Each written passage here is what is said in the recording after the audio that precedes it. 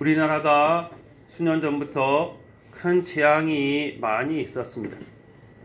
그 중에서도 세월호 사건이 우리에게 많은 충격을 주었습니다. 세월호 사건을 하면서 많은 사람들이 알게 된 단어 중에 하나가 골든 타임이라는 단어입니다.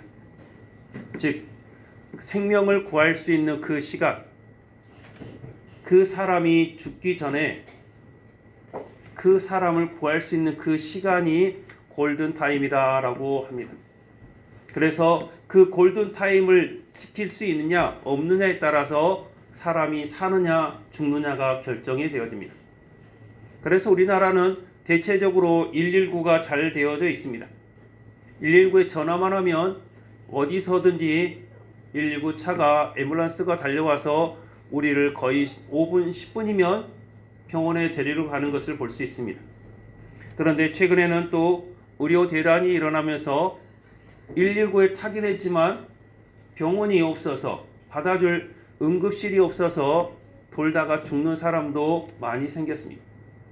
여러분, 우리의 삶 가운데에서 이 골든 타임이 우리 삶에만 있는 것이 아니라 우리의 영혼에도 이 골든 타임이 있음을 여러분들이 기억하시기를 바랍니다. 우리가 하나님을 믿을 수 있는 그 시간들, 예수님을 나의 구주로 영접할 수 있는 그 시간이 있는 것입니다. 그 시간이 지나버리면 내가 예수님을 믿고 싶어도 믿을 수가 없고 천국에 가고 싶어도 갈 수가 없습니다. 하나님께서 우리에게 시간을 주시고 기회를 주실 때 우리가 하나님 앞에 돌아와야 합니다. 그런데 사람들은 이 땅에서 살면서 골든타임이 평생토록 유지될 줄 알고 있습니다. 언제까지나 내가 그냥 잘 살고 있다가 그냥 죽어서 가면 되지, 그런 생각들을 하고 있는 경우가 많이 있습니다. 그러나 여러분, 우리 이 땅에 태어나는 것은 순서가 있지만 하나님 나라에 가는 것에는 순서가 없습니다. 젊은 사람이 먼저 늦게 가고 나이 먹은 사람이 빨리 가는 것, 세상에 그런 게 없습니다.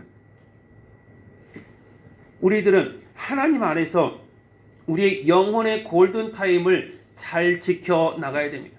그 골든타임을 지켜서 우리 영혼에 하나님의 생명이 불어 넣어져서 죄와 사망으로 인해서 지옥에 가는 것이 아니라 하나님의 나라로 예수 그리스도를 영접해서 하나님의 나라로 갈 수 있는 귀한 여러분들이 되시기를 바랍니다. 오늘 말씀에서는 이 골든타임에 대해서 하나님의 때에서 우리에게 말을 하고 있습니다. 언제 예수님을 믿으면 제일 좋을까? 언제 하나님 앞에 기도하면 제일 좋을까? 언제 하나님의 은혜를 받을 수 있을까? 오늘 말씀에서 보면 분명하게 말합니다. 6절에 보면 기록합니다. 너희는 여호와를 만날 만한 때에 찾으라. 가까이 계실 때 그를 부르라 라고 기록하고 있습니다.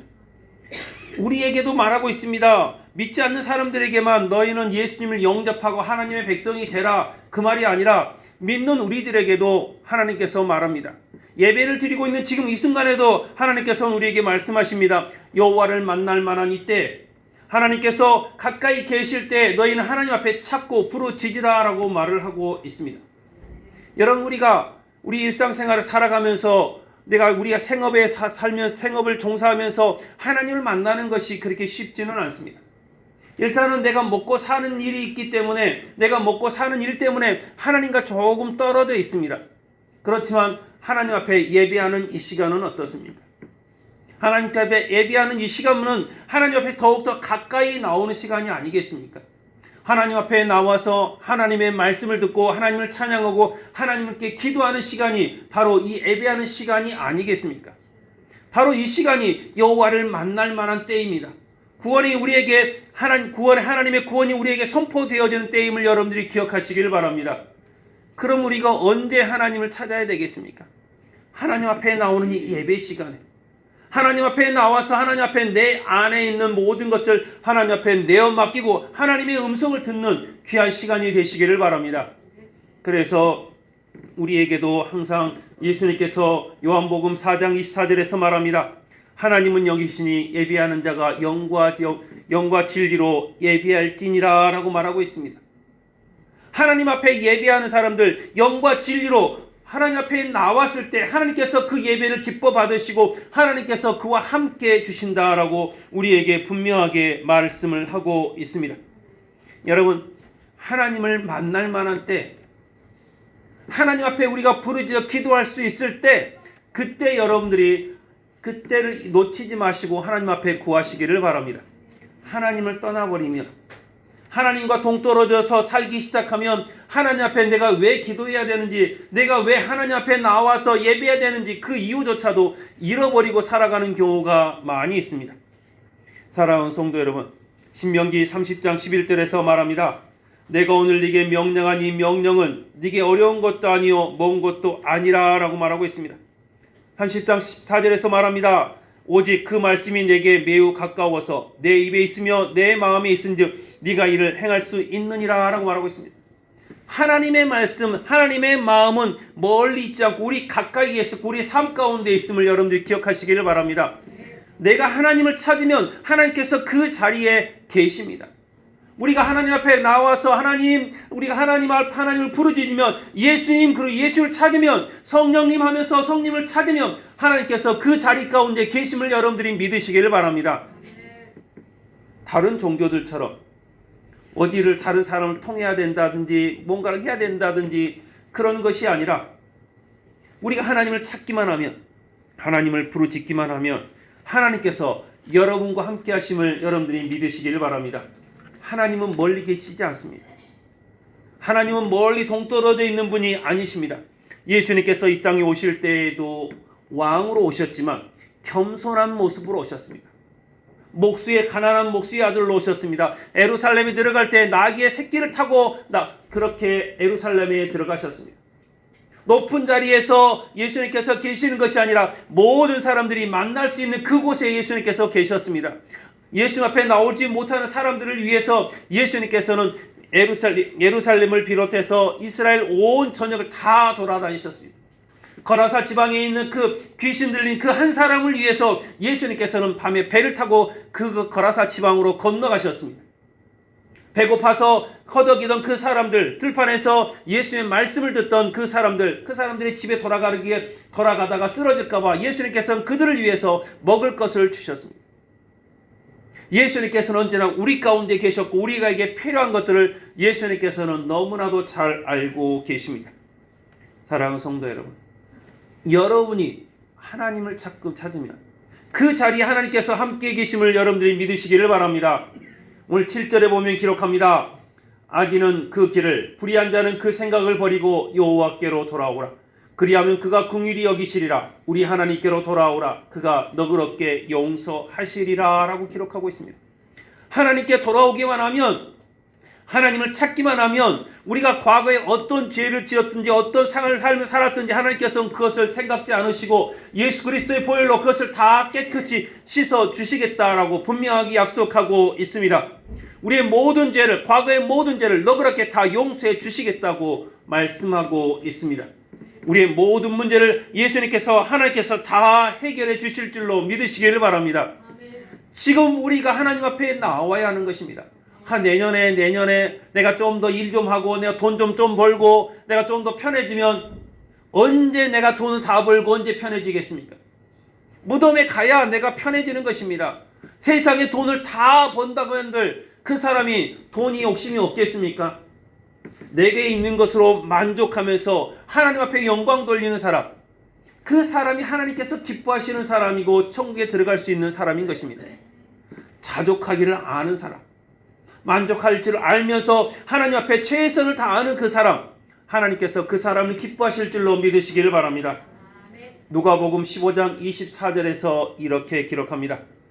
이내 아들은 죽었다가 다시 살아났으며 내가 잃었다가 다시 얻었노라 하니 그들이 즐거워하더라 라고 말합니다. 둘째 아들이 아버지 앞에 나와서 그럽니다. 아버지, 내가 받을 유산을 나에게 주십시오. 그리고 재산을 정리하고 멀리 떠나버렸습니다. 돈이 많으니까 그때는 근심과 걱정이 없었습니다. 돈이 하나님이라고 생각했습니다. 아버지보다 돈이 더 좋았습니다. 아버지는 없어도 됐습니다. 그냥 돈만 있으면 내가 먹고 사는데 지장이 없다라고 생각했습니다. 그래서 먼 타국으로 가서 자기가 벌 돈도 아닌 아버지에게 받은 그 돈을 가지고 흥청망청 썼습니다. 돈이 있을 때는 사람들이 따라다녔습니다. 그런데 돈이 떨어지니 그때부터는 사람들이 떨어지기 시작합니다. 돈이 떨어지니 사람도 떨어지고 먹을 것도 떨어지고 다 떨어집니다. 결국은 이스라엘 백성들이 가장 싫어하는 돼지 치는 일을 하는 것입니다. 돼지 치는 일을 하면서 겨우겨우 돼지가 먹는 열매도 그것도 먹으려고 했는데 그것조차도 먹을 수가 없습니다. 그때서야 깨닫는 것입니다. 우리 아버지 집에는 먹을 것이 많은데 내가 지금 여기서 죽는구나. 내가 여기서 이게 차라리 죽는 것보다 차라리 아버지의 집에 가서 일꾼으로 사는 것이 낫겠다. 마지막 골든 타임을 이 둘째 아들은 놓치지 않았습니다. 내가 아버지께로 가면 살겠다. 내가 가진 것이 없지만 내가 아버지의 재산을 다 탕비했지만 내가 내 마음대로 살았지만 아버지 앞에 가면 그나마 살 수 있겠다. 그 마음으로 아버지 앞에 갔습니다. 과거의 모든 것들을 다 내려놓고 아버지 앞에 내가 잘못했습니다. 아버지 내가 죄인입니다. 나를 품꾼의 하나로 보소서 하면서 아버지 앞에 나아갔습니다. 그럴 때 그 아버지는 아들을 품에 안으십니다. 여러분 돼지 키우는 집에 한번 가보시길 바랍니다. 돼지 키우는 집에 들어가면 냄새가 얼마나 심한지 모릅니다. 돼지막에 들어갔다가 5분만 들어갔다 나오면 온몸에 암모니아 냄새가 납니다. 씻어도 냄새가 없어지지 않습니다. 그런데 여러분 둘째 아들이 돼지를 키우고 돼지 똥에서 돼지랑 같이 먹고 살면서 굴러다녔는데 그 모습이 온전했겠습니까? 그런데 아버지는 동구 밖에 가서서 그 아들이 오기를 기다리고 있습니다. 돼지 똥에 온몸이 다 묻었고 냄새가 다 나지만 아버지는 그것에 신경 쓰지 않습니다. 이제 네가 왔느냐, 내가 너를 얼마나 기다렸는지 아느냐 하면서 그 냄새 나는 아들을 품에 안으면서 그럽니다. 옷을 새로 입혀라, 신발을 신겨라, 가락지를 끼워라, 토를 잡아라, 우리 잔치를 하자 그러는 것입니다.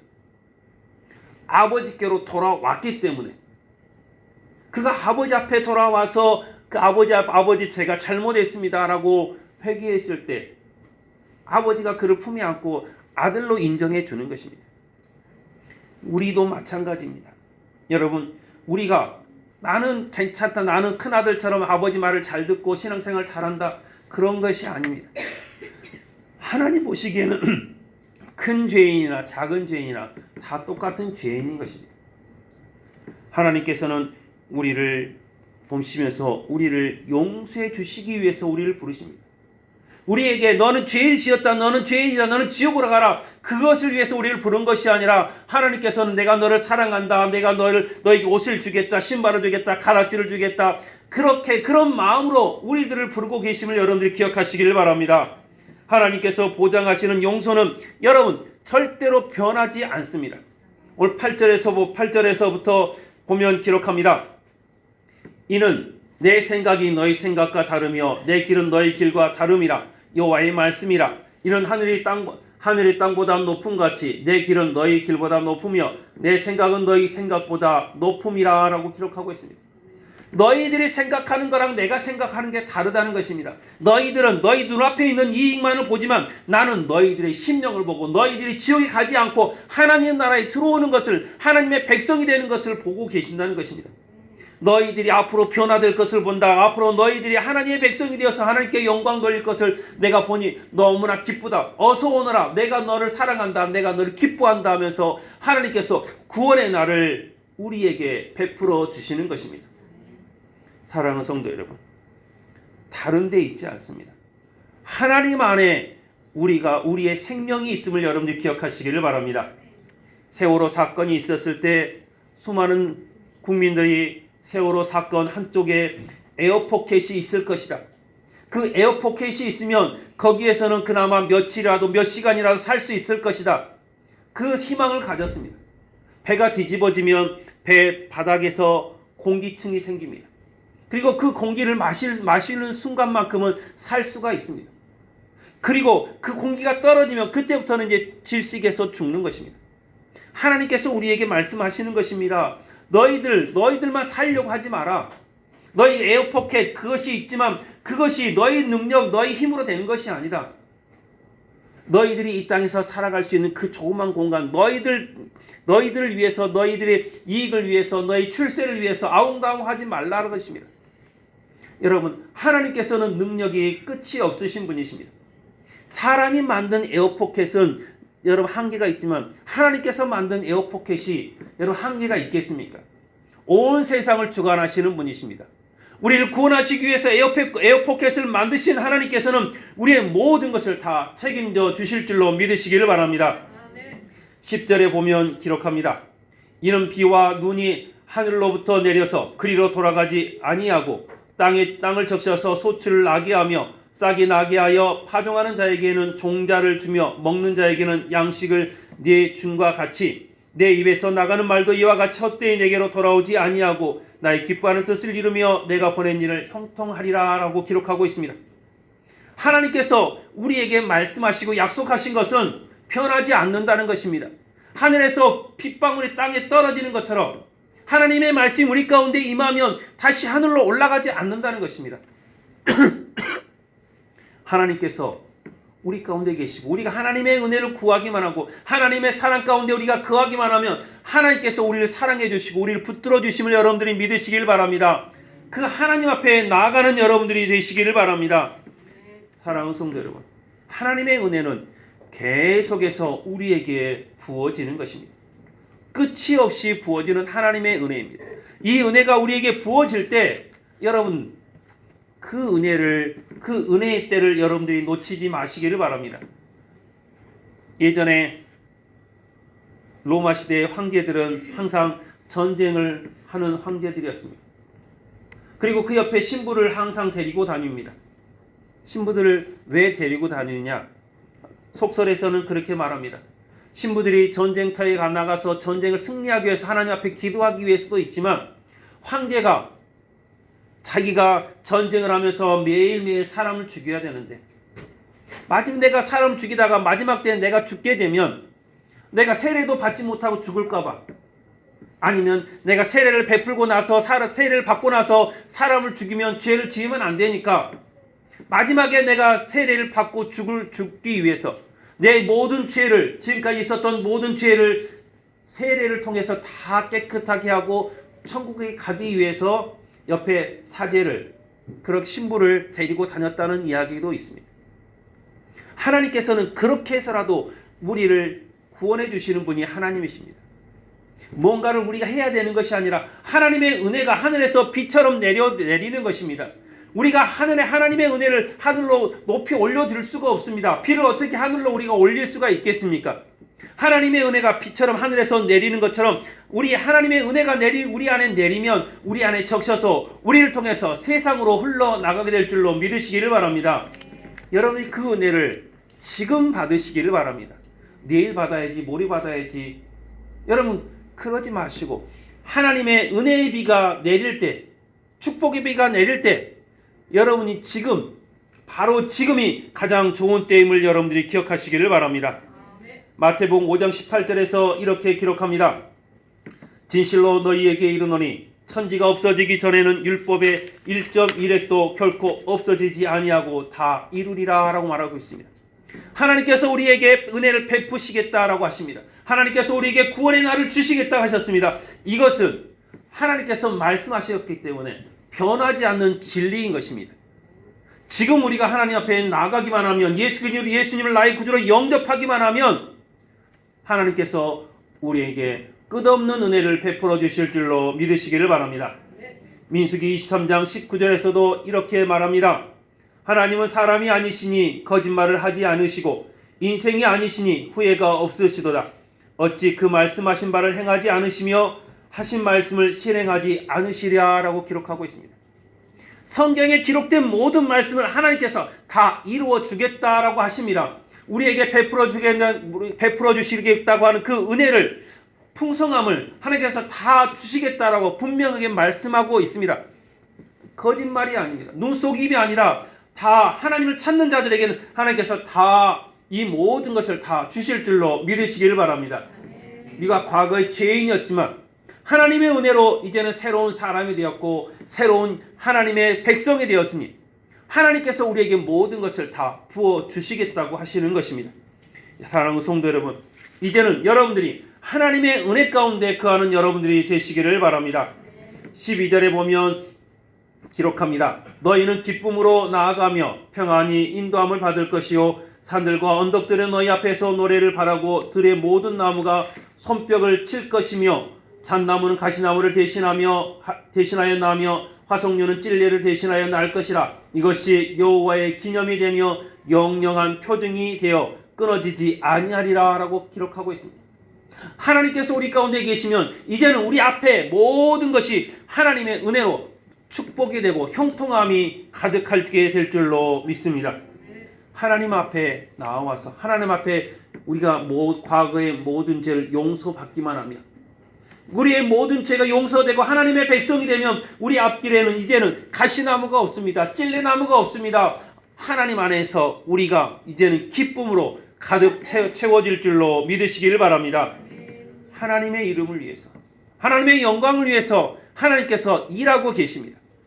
우리를 위해서가 아니라 하나님의 영광을 위해서 우리를 더욱더 형통하게 하고 우리를 더욱더 풍성하게 해 주십니다. 여러분들이 하나님 앞에 지금 나오면, 하나님 앞에 여러분의 마음을 드리면 하나님께서 모든 것을 책임져 주실 줄로 믿으시기를 바랍니다. 앞서 말씀드렸던 집 나갔던 둘째 아들, 여러분 그 둘째 아들을 위해서 아버지가 제일 좋은 옷을 입히고 손에 가락지를 끼고 신발을 신겼습니다. 잔치를 베풀었습니다. 여러분 그 아들이 한 일이 뭐가 있습니까? 아들이 한 일이라고는 자기 아버지의 재산을 가서 다 홀라당 다 말아먹어버린 것 말고는 뭐가 있습니까? 그 아들이 제일 잘한 일은 자기가 죽게 되었을 때, 내 생명이 이제는 끝이 났다, 내게 희망이 없다, 그때 아버지 앞에 돌아오는 것입니다. 내가 할 수 있는 것이 아무것도 없다, 하나님 앞에 내가 할 수 있는 게 없다. 그렇지만 내가 하나님 앞에 나와서 하나님, 내가 죄인입니다, 나를 불쌍히 여겨주십시오, 나를 하나님의 자녀로 삼아주십시오 라고 고백하는 것, 그 한마디면 하나님께서 모든 것을 다 책임져 주실 줄로 믿으시기를 바랍니다. 둘째 아들이 아버지 집에 돌아왔을 때 아버지 집에서 그는 여전히 아들로 대우를 받았습니다. 먼 타국에서 재산을 다 잃어버리고 돼지치는 일을 했지만, 거기에서는 종살이였지만 종보다 못한 존재였지만 아버지께로 돌아왔을 때 그 순간부터는 하나님께서 아들로 삼아 주시는 것입니다. 여러분이 하나님 앞에 나왔을 때 하나님께서 여러분을 귀하게 여기고 하나님의 아들로, 하나님의 자녀로 삼아 주실 줄로 믿으시기를 바랍니다. 지금이 바로 그때입니다. 지금이 바로 은혜 받을 만한 때입니다. 지금이 하나님의 구원의 해가 떠 있는 그 때임을 여러분들이 기억하시기를 바랍니다. 좀 더 있다가 언제 하시겠습니까? 무덤에 들어가서 하시겠습니까?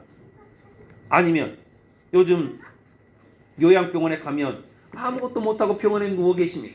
그때 하시겠습니까? 그때도 늦지는 않지만, 여러분 지금 내가 힘이 있을 때, 내가 하나님의 일을 할 수 있을 때, 하나님 은혜에 내가 감사할 수 있을 때, 하나님 앞에 내 몸을 드릴 수 있을 때, 지금 여러분들이 하나님 앞에 나와서 하나님의 은혜를 구하고 하나님의 은혜 가운데 거하는 여러분들이 되시기를 바랍니다. 하나님께서는 하나님의 영광을 위하여 여러분을 크게 사용하십니다. 여러분에게 은혜를 베풀어 주십니다. 그러니 지금 여러분의 마음을 하나님 앞에 드리고 하나님 앞에 크게 쓰임받는 귀한 여러분들이 되시기를 주님의 이름으로 축원합니다. 기도하겠습니다.